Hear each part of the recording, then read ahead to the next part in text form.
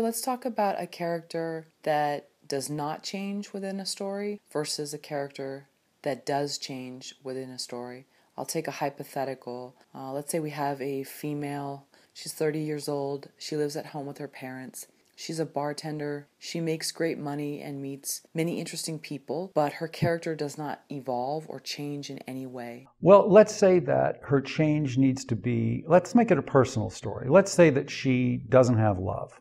Okay, so she's wounded. Most great Hollywood movies are about a wounded hero given a chance to change. Okay, that's what they are. So let's say that the reason she's wounded is that her wound, and it's always about a wound in a story that's any good. We all have wounds. I call them core wounds. Our parents usually gave them to us. So let's say that her wound is that she can't connect to anybody.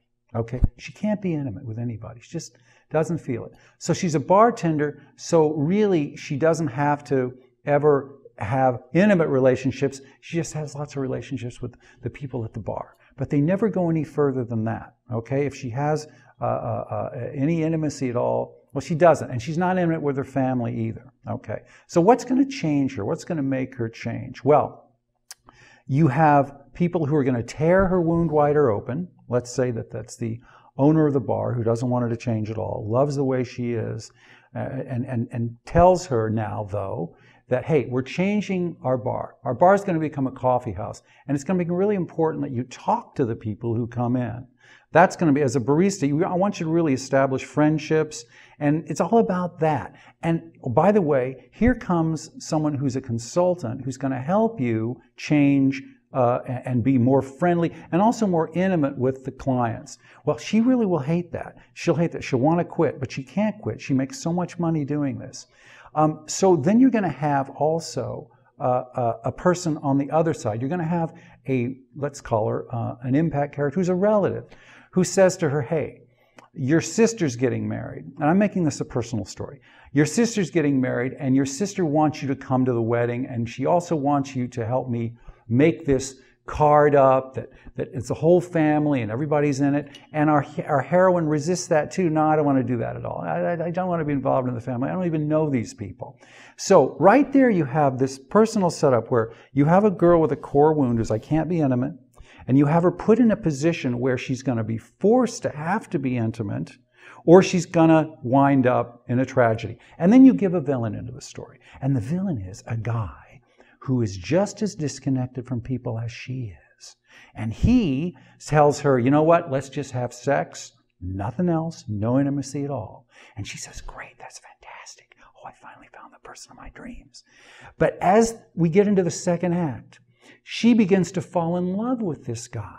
And she also begins to realize when she's in that bar that she's beginning to feel the lack of intimacy, and it's hurting her that she can't connect to people. So she's learning from this person who's there as a consultant how to connect because she's bonding with her. At the same time, she's falling in love with this villain who is gonna now tell her when she reaches out to him, I don't want to be with you. In fact, I've got a family, so goodbye. That's gonna push her to change, to heal, to reach out, to understand she needs intimacy. So in the third act will be all about her helping her sister's wedding, reaching out when her sister, say, goes into crisis and says, suddenly I have cold feet, I don't want to get married. Now our heroine's going to have to minister to her and say, wait a minute, I think you should. Because intimacy is good. I've just learned it's good. And I'm going to tell you, one of the times in your life you've been happiest, haven't they been with other people? So she's actually learned through pain and learned through the fact of being rejected by someone just like her, a mirror, that she does need intimacy, that she does need to reach out and be with people. Now that's a very small story, very emotional, intimate story. In the end, she reaches out to her family, but she doesn't have to fall in love. This is an indie movie. This is a cool kind of movie. All she has to have is a small change toward understanding, I need intimacy. I need it. And in fact, that's the story of Up in the Air. That's a very famous movie with George Clooney. It's all about, and it's a character study. It's just about this guy who's disconnected from people, who, by being pushed by villains and also pushed by helpers, learns how to become connected to people. Now, if it was a superhero story, Or if it was a tragedy, in the end, she wouldn't learn that. She wouldn't have a change. She'd try to change, but then because she fell in love with someone who was a bad teacher, she would be so crushed that in the end, she retreats and decides she's not going to love, she's going to go back to the bar, and there's no movement at all. That's a tragedy. In fact, that's the story of The Wrestler. That was a great movie of a few years ago. Tries to change, looks like they're going to change, but has a mentor that's so bad that when the mentor rejects them and moves away, they simply fall back into their old patterns. And in The Wrestler, he goes back to wrestling and he dies. So you can build the story either way. It's all about who's there on the journey with them, impacting them, that tells you and shows you and them whether or not they're going to be able to heal and change, or if they're going to fall back into a tragic end.